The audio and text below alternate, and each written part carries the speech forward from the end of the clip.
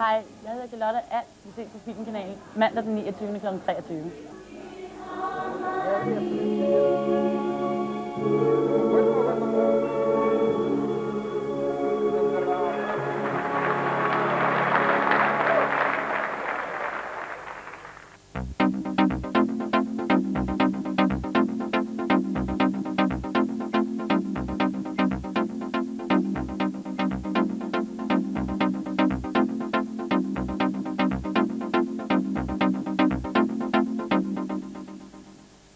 Charlotte?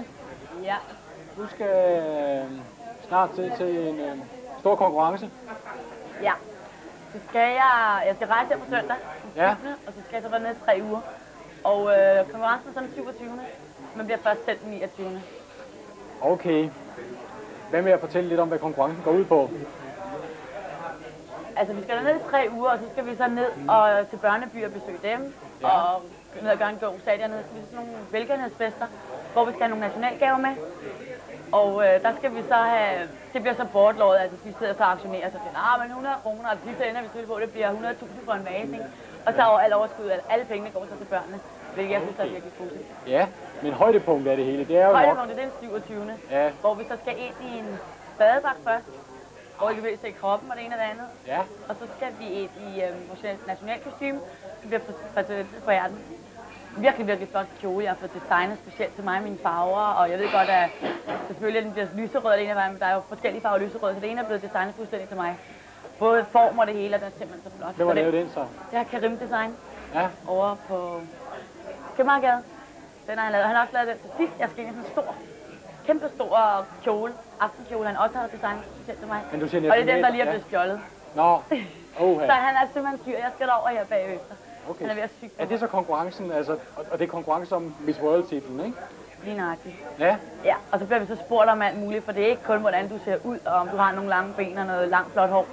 Vi bliver også spurgt om paratviden om vores land, så derfor jeg sidder og læser helt vildt Danmarks historien og H.C. Andersen, og hvordan vores forhold er til EF, og om det er godt eller positivt, og hvad jeg synes. Men det bliver afgjort den ene aften? Ja, den ene aften. Men okay, alle de der spørgsmål, de kommer også i løbet af de 3 uger, hvor de observerer os og spørger os, hvor vi så kommer ind. Og de bliver spurgt, og vi bliver spurgt om alt muligt. Men på selve aften bliver vi også spurgt, og der kommer tv på det ene og det andet. Der var der tv på, og det er det, seerne vil kunne se i udsendelsen. Lige nøjagtigt, så må vi håbe, at jeg er i topform den dag. Ja, fordi vi håber på, at du vinder. Gør du det, tror du? Altså, det tror jeg selvfølgelig, det kunne være vildt, altså, hvis det var jeg vandt. Det gad jeg godt, men som om der er 85 deltagere. Det er jo 85 deltagere? Ja, det synes jeg er rimelig mange. Ja. Og de er virkelig flotte. Nu har jeg ikke set alle pigerne, vel, men jeg ved bare, dem jeg har set, det er sådan nogle fra Brasilien og sådan noget, sådan nogle skønheder med noget langt sort hår og nogle skæve øjne, der bare kommer stangerende. Så jeg får det nok svært, så jeg skal nok køre på, at jeg er så lyshåret og så lys. Der er ikke nogen af de andre, der sådan er. I hvert fald ikke lige, hvis de kommer fra Brasilien, det er ikke.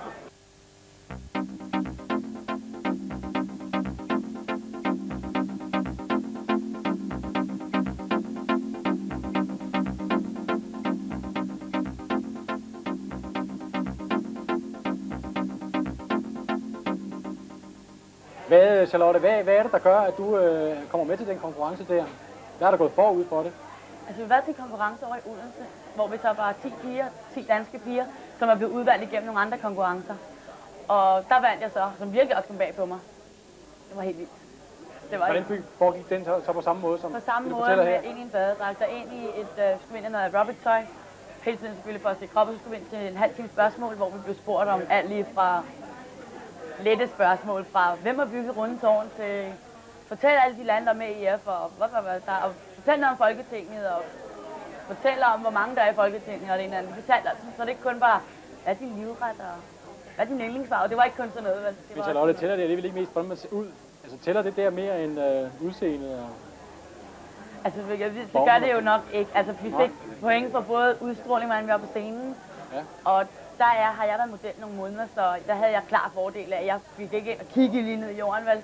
Jeg gik bare ind, ligesom jeg skulle ind og stille et stykke tøj for, hvad ved jeg, ikke? Så jeg gik ind, og der havde jeg jo selvfølgelig udstråling i orden, og så kunne jeg al min forretning, og det tror jeg også, det er meget godt, jeg så er det ældre. Når du siger gammel, Charlotte, hvad mener du så med det? Hvor gammel er du? 22. Er det virkelig at være gammel? Jeg tager slet ikke til min egen dåbsatest. Nej, med sådan nogle konkurrencer, der ligger det jo fra en alder fra en 16 år til Og 16 22. år. Ja. Så der kan du altså, der er jeg lige alderspræsident, der var jeg også derovre. Du var ellers Den klarer jeg fint. Bliver du også det i selve hovedkonkurrencen i Sydafrika? Nej, det tror jeg. Jeg tror ikke, der er nogen, der er ældre. Jeg tror, vi ligger omkring det højeste, det er 24. Og der bliver jeg lige det yngre.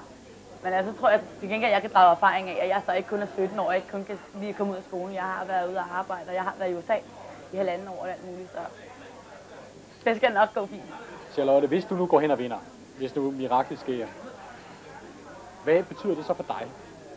Kan du bruge det til noget, sådan en sejr i sådan en konkurrence? Hvis man vinder, så vinder man 500.000, og så skal det flytte til London. Og så skal du være Miss World derovre og lave alt muligt for børnene, og du skal rejse rundt og lave alt muligt for Miss World. Og så tjener du simpelthen kassen, så det vil jo være en drøm, ikke? Det kunne simpelthen være vildt, ikke? Men altså, jeg har stadigvæk det her, hvis jeg bliver mellem de 20, og jeg skal ud af 85, så gør jeg mig op. Så synes jeg, så er det vildt. Jamen, hvis det nu sker, kan du så bruge det til noget herhjemme, for eksempel? Altså, vil det betyde noget for en karriere? Vil du ud og være fotomodel? Det giver klart mig en masse tilbud.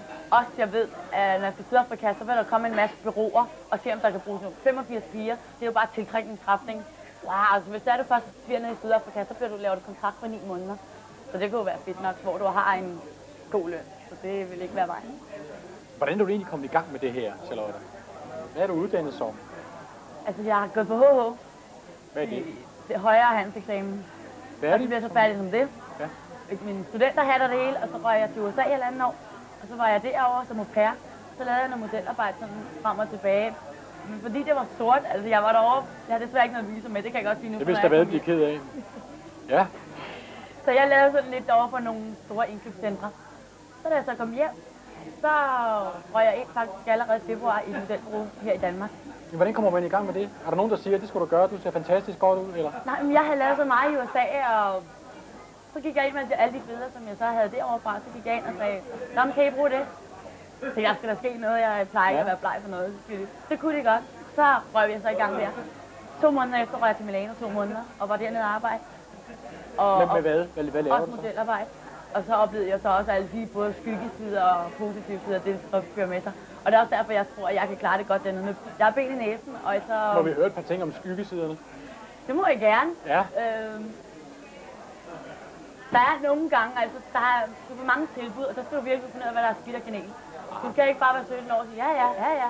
Jeg fik så for eksempel et tilbud om at komme ned og lave en kalender for Ferrari. Og så sagde jeg, og jeg fik en bunke penge for det, så tænkte jeg, wow, ikke? Så synes jeg simpelthen, det lød lidt peber, så tænkte jeg, det kan ikke være rigtigt, vel? Altså, det kan ikke få så mange penge for 1,5 dags arbejde. For alt det andet, jeg lavede, det har jeg ikke fået så mange penge for, vel? Så endte det også med lige 1,5 time, før jeg skulle flyve til Rom. Ja, men så var du skal smide toppen. Toppen? Jeg skal love dig, jeg skal ikke smide nogen topper. Og så gik jeg også fuldstændig i vasken, og ja, det ville jeg ikke, og der var også 40 ting i vejen. Men der kunne min booker så godt forstå, at jeg ikke ville.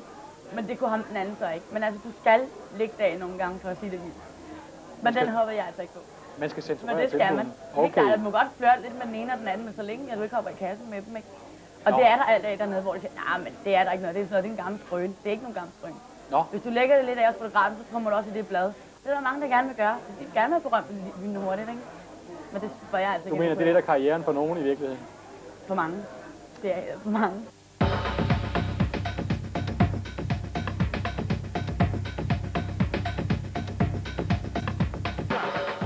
Altså, selve den, der vinder Miss World, hun skal fuldstændig være til rådighed for Miss World, og så skal for eksempel til Bosnien og tage derned og se børnene, hvordan børnene har det dernede, og hun skal rundt i hele verden. Hvis jeg ikke vinder, og jeg så kommer tilbage, så synes jeg stadigvæk, at jeg har fået noget ud af det, på grund af, at så er jeg kommet frem, og jeg får så nogle andre tilbud, om enten det ene er en modelarbejde eller det andet. Så det er kun positivt. Jeg kan kun få positive ting ud af det. Og så længe jeg ved, hvad der har været, og hvor skabet står, og jeg nok skal klare det, og så er jeg sikker på, at det kun kan komme noget positivt ud af det. Der er noget med, at du allerede har et konkret kontrakttilbud, er det rigtigt? Ja, jeg har fået et. Og det tager du så imod, eller venter lige til at... Nej, altså nu ser jeg tingene an. Nu tager jeg det ned i 3 uger, så ser jeg, hvad der så sker. Man kan lige så godt have en masse kort for hånden, før man beslutter sig for, hvad man gør, hvad man ikke vil. Det er noget at gøre med størrelsen af kontrakten, eller sådan noget? Ja. Hvad der er på, ja, helt klart.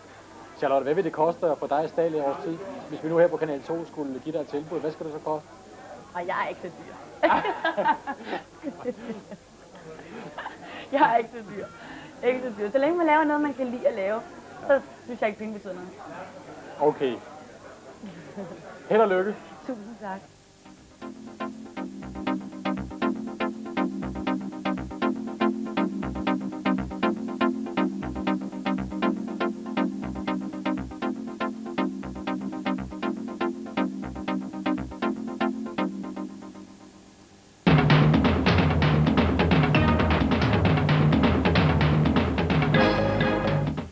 Coming up on E! News A Week in Review, there's a new Scarlett taking up residence at Terra.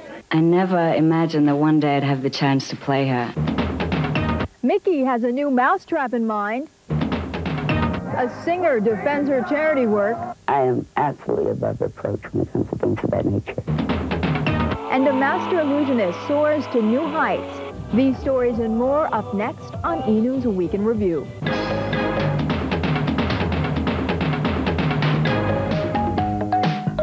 Hello, everybody. I'm Bianca Farrar. This is E! News A Week in Review. Michael Jackson, Barbra Streisand, and Two Live Crew all made headlines this week without making music. But the top story concerns the casting of the most famous female role in film history. 54 years ago, a British actress beat out virtually every woman in Hollywood for the coveted role of Scarlett O'Hara in Gone with the Wind. Now it's happened again. Amy Powell is in our newsroom with more. Amy? Bianca, her name is Joanne Whalley-Kilmer. She'll play the coveted role of the fiery plantation owner in the sequel called simply Scarlett.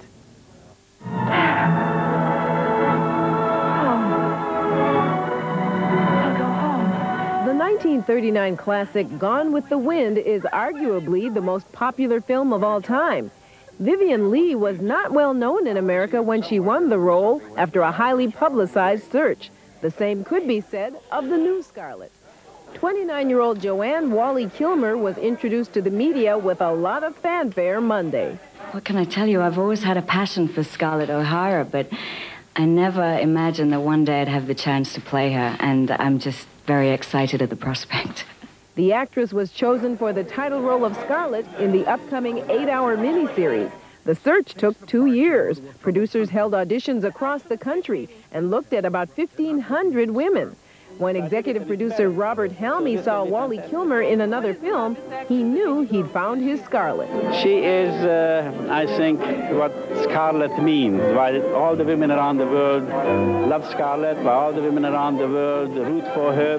This is a young, fragile, 5'2", petite little girl, pretty, witty, bitchy, hysterical, and sexy like hell, and can tell a 6'5" guys to go to hell. Scarlett is based on Alexandra Ripley's best-selling sequel to Gone with the Wind. The $40 million production will air on CBS. Whalley-Kilmer says it is intimidating to play the character that Vivien Leigh made famous, but she looks forward to the challenge. It's more the challenge of taking on such a wonderful character that's exciting as opposed to being afraid of, I don't intend to copy Vivien Leigh. And in what the producers say is a first, Scarlett will premiere on the same night in 45 countries next November. Who's going to play the part of Rhett Butler? Well, we don't know yet. A couple of names have been rumored, but the producers haven't made an announcement. But we should hear something soon because they start shooting the miniseries in January. Bianca? Thanks, Amy. River Phoenix died of a massive drug overdose. The Los Angeles coroner made that ruling Friday. The 23-year-old actor collapsed and died outside the Viper Room nightclub in West Hollywood October 31st. Tests showed there were lethal levels of heroin and cocaine in his system. The coroner also found traces of marijuana, Valium, and an over-the-counter cold medicine. No traces of alcohol were found. The actor's death is being called accidental. There's also been an announcement about the movie Phoenix was filming at the time of his death. Producers of Dark Blood say they're pulling the plug. And producers of the upcoming film Interview with the Vampire reportedly are trying to get actor Christian Slater to replace Phoenix. Published reports say Slater would play the role of the interviewer. Phoenix was to play the part before his death, but Slater's schedule could be an obstacle, and details are still being ironed out. Slater would join Brad Pitt and Tom Cruise in the movie version of the Anne Rice bestseller. Michael Jackson's security chief is confirming reports that last Monday, police searched the Los Angeles area home of Jackson's parents. Mark Bailey spoke with the LA District Attorney about the ongoing child abuse investigation. Michael Jackson hasn't lived here in years, yet a small army of police officers descended on the Encino home occupied by the entertainer's parents. Sources tell E! That up to 20 boxes of materials, said to include photos and videotapes, were seized, but Los Angeles District Attorney Gil Garcetti refused comment on any details. We won't reveal any information because this investigation is still ongoing. It wouldn't be helpful to you really to know whether it was 1 box or 100 boxes because it could be that there's only one box we were interested in. Previously, police have searched Jackson's Century City condominium, his Neverland Ranch, and a suite at a Las Vegas hotel, all in response to charges of child abuse leveled against the singer last August by a 13-year-old boy. However, the lack of any public disclosure as to whether or not any incriminating evidence has ever been found has led some to criticize the investigation. Just because it is Michael Jackson, or just because he is perhaps a person of color, this is why you're pushing it so hard. And that is not, obviously, the reason. We are doing this because the charges are so serious. And you have to do a fair, objective job, a professional job, and that's what I expect all of our people to do. The next stop on Michael Jackson's world tour, Puerto Rico. And for the first time since allegations of child abuse surfaced, Jackson will be on U.S. soil. Yet Gil Garcetti points out and wants to make it very clear that any rumors of an imminent arrest are absolutely without merit. In fact, his office has no plans to even question Jackson at this point. He is represented by counsel right now, so it would not be proper for us to go knocking on his dressing room door saying, "We're here to talk to you." Ethically, we couldn't do that. And the investigation hasn't progressed to the point where you're even considering an arrest? We're not, certainly not. We are not ready, really, to interview him at this point. From Los Angeles, I'm Mark Bailey for E! News Week in Review. The U.S. Supreme Court began hearing a copyright infringement lawsuit against the rap group 2 Live Crew Tuesday. As Amy Powell reports, the outcome could have a huge impact on the rights of musicians and others to create musical parodies. The case involves the Roy Orbison song, Oh Pretty Woman. Acuff Rose Music, the copyright owners, claimed the group's song Pretty Woman is a ripoff of the original.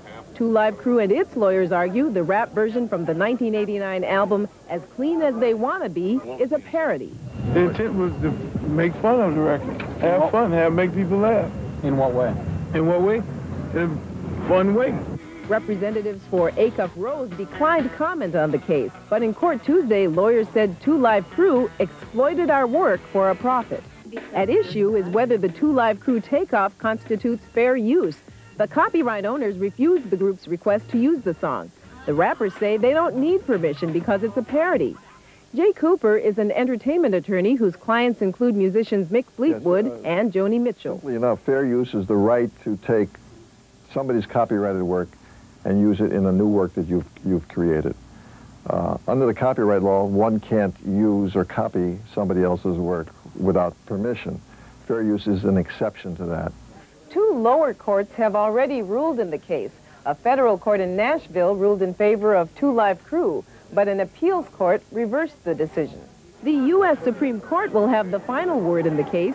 Cooper says a ruling against 2 Live Crew could have an effect on music and TV shows like Saturday Night Live. It restricts the Saturday Night Lives and the others to a degree from doing what the public is turning in to listen to, which is parody. Cooper says the case is also important because it addresses an issue that has yet to be resolved, the definition of parody. Parody is not something that's clearly defined, that you can look at something and say, that's clearly a parody, that's clearly a fair use and have a right to do it. There are lines that have to be drawn, and nobody knows where those lines are. But it is significant because people will be looking at this case. A ruling on the case is expected sometime in July. From Los Angeles, I'm Amy Powell for E! News Week in Review. Straight ahead on E! News Week in Review, why This Is Your Life is not Angie's cup of tea. Plus, the princess fights for privacy, and Macaulay is refusing to promote his own movie. I'm Greg Agnew. As the Walt Disney Company prepares a new theme park for your family to visit, their most recent one is in big trouble. I'll have details coming up. Excuse me, but there's 4 of us. It's not your fight. You're not a musketeer. I may not wear the tunic, but I believe I have the heart of a musketeer. Warrior. Poet. You got a name, boy? D'Artagnan. Well, how do you know what I learned in my neighborhood? You're just stupid what you say. I know how this dream ends, Charlie. It isn't in paradise. Welcome back to E! News, a Week in Review. Now we turn to more legal and financial issues from this past week. Actor Howard Rollins is free following his arrest for drunken driving. It's his 5th arrest in 18 months. Rollins was a regular on the TV series In the Heat of the Night. Other celebrity legal battles this week include Kim Basinger, who has been granted a reprieve of sorts. A federal bankruptcy judge gave the actress until January 6th to reorganize her assets. In March, a jury ordered her to pay Mainline Pictures $8 million for breach of contract. The courts say Basinger broke an oral commitment to star in the film Boxing Helena. A judge gave Martha Ray 10 days to explain why she's medically unfit to talk to Bette Midler's lawyers. Ray is suing Midler over the film For the Boys, claiming her life story was used without consent. Last month, the 77-year-old comedian had her left leg amputated. There are people that are out there that feel that they can blackmail me. Berry Gordy, the founder of Motown Records, settled his lawsuit. Last year, Gordy sued the author of Michael Jackson, The Magic and the Madness. He's claiming the book contains offensive references that injured his reputation. They will be deleted from future printings. And Princess Diana's case of the sneak gym photos is in court. Tuesday, her lawyers asked the Daily Mirror newspaper to turn over the pictures taken with a hidden camera. Diana's lawyers were granted an injunction, barring publication of more of the photographs. The paper reportedly paid the gym owner almost $200,000 for the photos. Heidi Fleiss will ask the court to dismiss pandering charges against her. The alleged Hollywood madam says going after her and not male Johns amounts to discriminatory prosecution. Fleiss is accused of operating a high-class call-girl ring catering to the entertainment industry. She's due in court next week for pretrial hearings. A TV game show producer Friday convinced a Los Angeles jury his movie treatment inspired the Disney film Honey, I Blew Up the Kid. The jury awarded Paul Alter $300,000. In 1980, Alter submitted his idea called Now That's a Baby to a Disney executive. A dozen years later, Disney released the movie, which had a plot similar to Alter's. The Walt Disney Company is seeking new pastures for a new theme park called Disney's America. Greg Agnew is in our newsroom with more. Greg? Bianca, the new venture will concentrate on America's past, even though the future of theme parks is anything but certain. History is the theme of Disneyland's third American amusement park, a 3,000-acre complex to be built near the historic Manassas National Battlefield in Virginia. The unveiling comes just a day after Disney's most recent park, Euro Disney, in France, announced losing $906 million in the past year. Overall, Disney's theme park division, which includes Disneyland and Walt Disney World, has dropped 11% in recent months. Attendance at other U.S. amusement parks has been mixed. Anheuser-Busch reports record performance at its SeaWorld parks, while Orlando attractions have seen the number of customers drop because of a recent spate of tourist murders. Bad news for parks can be good news for visitors. Many parks, including Disney, now have discount rates in effect for the rest of the year. Among the attractions planned for Disney's America are animated life-size talking models of all of the U.S. presidents and displays depicting the Revolutionary War, Civil War, and Second World War. The park is designed to complement Washington, D.C.'s monuments and museums. The nation's capital is just 40 miles away. When will the new park open?